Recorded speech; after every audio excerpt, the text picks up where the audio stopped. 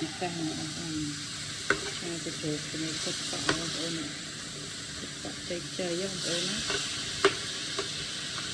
ទៅបានទៅរំមកបានចេកជ័យបងប្អូនអើយនេះទឹកដល់ហើយ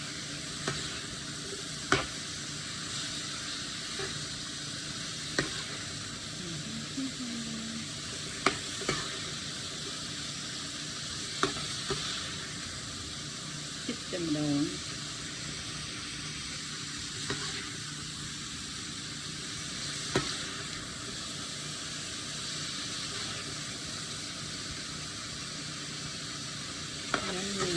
មួយឆ្ងាញ់